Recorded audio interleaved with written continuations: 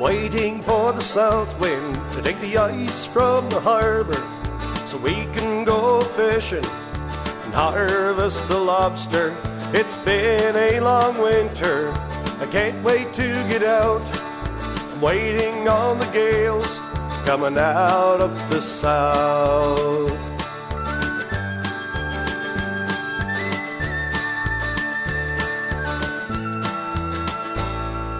I got my boat ready, I got it scraped and painted.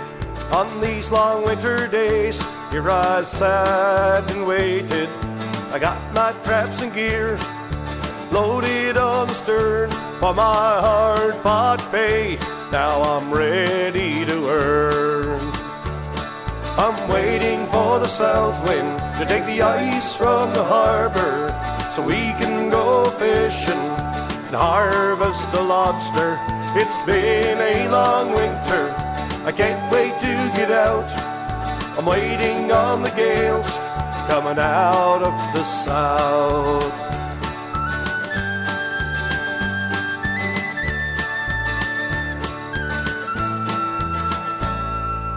Fishing has been my living now since 20 years.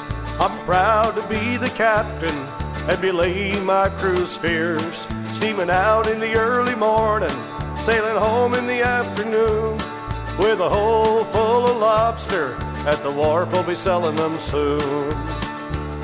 I'm waiting for the south wind to take the ice from the harbor so we can go fishing and harvest the lobster. It's been a long winter, I can't wait to get out. I'm waiting on the gales coming out of the south.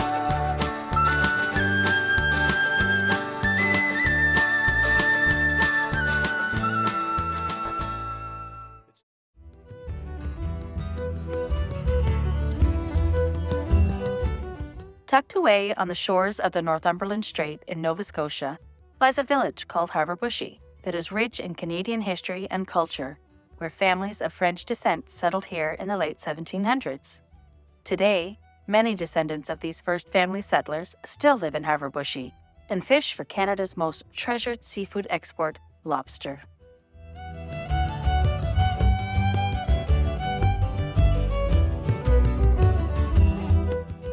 I'm Adele Anderson, one of the descendants of these first families who have called Havre Boucher home for over 200 years.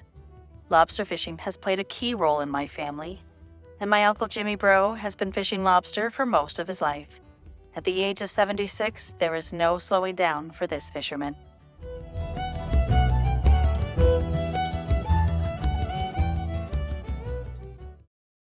Lobster fishing has played a significant role in the livelihood of many Havre Boucher families for over 200 years. Several fishermen who fish lobster today come from the original pioneer families who settled here back in the late 1700s. Local historians Dan Vigier, Lloyd Bushy, and Evelyn DeCoste have been researching Havre Boucher's history and genealogy for over 40 years. Their research brings to life the historical and cultural backdrop of Havre Boucher and the integral role lobster fishing has on this vibrant community.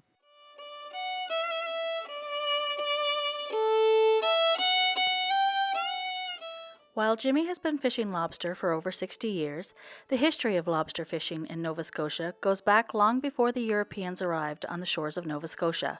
The Mi'kmaq and Maliseet of Atlantic Canada have been fishing these waters for hundreds, if not thousands, of years. Lobster was so abundant that after storms they would wash up on the shore in piles 2 feet high. In addition to a food source, Indigenous people also used the decomposing shells of lobsters for fertilizer and would use cleaned and polished claws as tobacco pouches and pipes. When the first European settlers arrived in Nova Scotia, they quickly realized the potential of lobster resources. Initially, it was not considered the delicacy it is today. Instead, it continued to be used as fertilizer and also as bait for other types of fishing. Before traps were used, lobsters were fished from the shallow waters by spearing or gaffing them. Although there was no real commercial market for lobster at that time, some fishermen sold their catch to make money. Because the lobsters were worth more if there were no spear marks in them, fishermen began using wire cages, adapted from the Europeans, to trap the lobsters so they could get a better price. It was during the early years that fishermen would row out in their dories and set their traps. Fishermen sold their lobster by count and not by pound, as they do today. There was such an abundance of lobster long ago that it was not a valued commodity, and it was actually considered a poor man's food. It wasn't until the second half of the 19th century that the lobster industry began to flourish. After the invention of canning in the mid-1800s, the process of packing cooked foods in tins for future use spread quickly. Canning methods allowed lobster meat to be preserved and shipped to distant markets, including Europe and the United States. This transformation marked the beginning of the lobster industry as a major economic driver in Nova Scotia.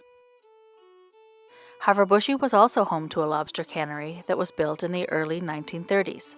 St. Paul's Lobster Factory was the town's largest employer and remained in operation until 1954, when it was closed due to the building of the Canso Causeway.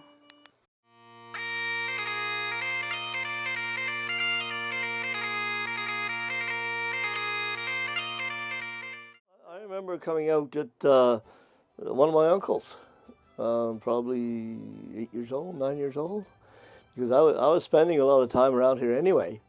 You know, I mean, there's things are very different here now. There were shanties, you know, on the other side over there. Lots of shanties over there. The factory was still there, the lobster factory. I don't think they were doing much. But, you know, it was a big, whenever the boats were coming in, like I was down here, and I'd have a fishing rod and catching a few flounders, and I was paying attention to what they had, you know, how much they had. I knew everybody. Well, I got to know everybody. Lobster fishing has seen many changes over the years since Jimmy was a young boy hanging out down at the wharf. But what hasn't changed is the passion and determination of fishermen and their crews. Around the time Jimmy was learning more about lobster, fishermen in Larry's River, a vibrant fishing village in the 40s and 50s, would go out in their dories to pull in their traps and bring in their lobsters to be weighed and sold.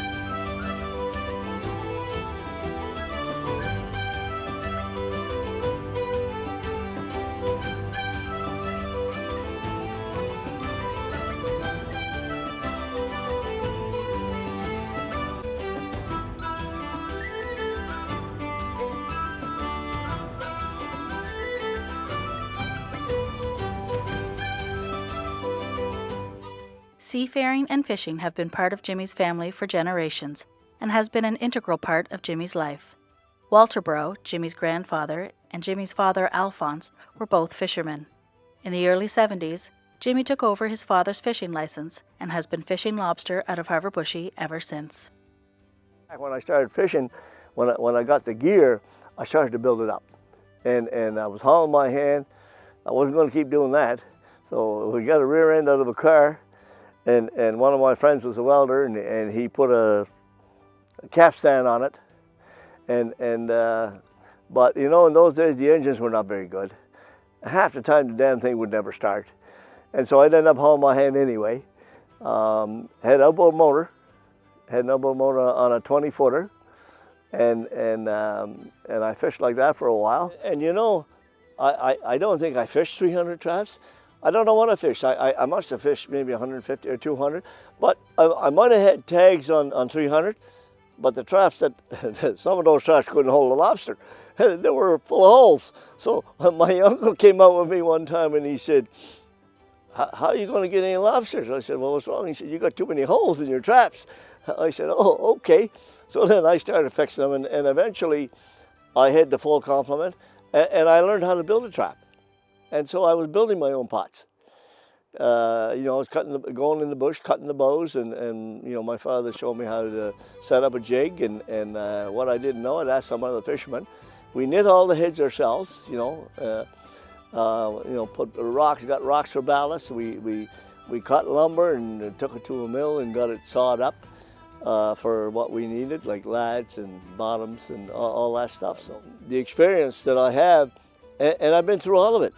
You know, one year you're a millionaire, next year you're a pauper. So I did a lot of crazy things. Like I tried everything, you know, and I remember one time I had my father with me. I had a wooden boat, and I was expanding. I was going out further out, and I'm in the front and I'm paying attention, and I'm asking the guys in the back, "How you doing?" Okay.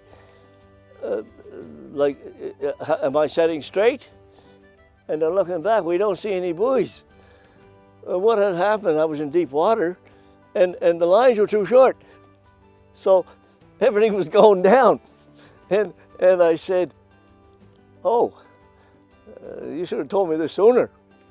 So I had to stop, but I got them all back. Yeah, I went with a grapple, and on a real low tide, sometimes I would see the buoy just sailing by. The buoy would be under the water, and I'd manage to grapple it, and where I was fishing, there was no lobsters there, and that was even worse because I didn't have the electronics, but you know, I figured it out. I came a little closer to the shore, and I talked to some of the guys, and I said, "Well, where do I go?" And one guy said, "Well, you go from here to here and just go back and forth." He said, "You'll figure it out." He said, "Don't worry. If you get lobsters, if you don't get no lobsters there, well, move those traps, you know." So eventually, because we didn't have the electronics, we would set our gear in lines, in straight lines. So if I started here and I went over there, I knew there should be 50 traps. Then if there wasn't, then I had to go looking to see where they went. So, but we set everything in a straight line. So, you know, I set lines in different places, and we took landmarks. You know, houses on the houses. We'd have a church and a house here, and okay, so that's the start. And then you go a little further, you might try to go far enough to see the lighthouse. Okay, that's far enough. And I was to test the depth of the bottom and what it was. I was using a piece of lead, and I put grease on it, and when I drop it to the bottom, it would either get mud or gravel, and if it was hard rock, it would make like a clunk, and it would travel up the rope, and the rope I had knots every 6 feet, so I knew how deep the water was. So like stuff like that, and eventually I learned, you know, but I would always move right, left, not too far, you know, and sometimes, but the traps were heavy. Oh, they were. You were hauling my hand. It didn't matter, like, you know, your arms were going to fall off. Like it was not good. But eventually, when I got a bigger boat, I went mechanical, and until what we have today, we get it all. We get everything.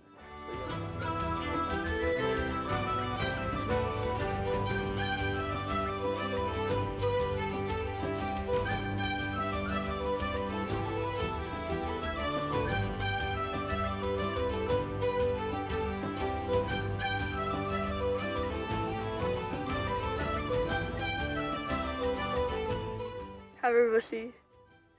Practice first? No. She's already filming. She is? Yeah. Okay. Havre Boucher.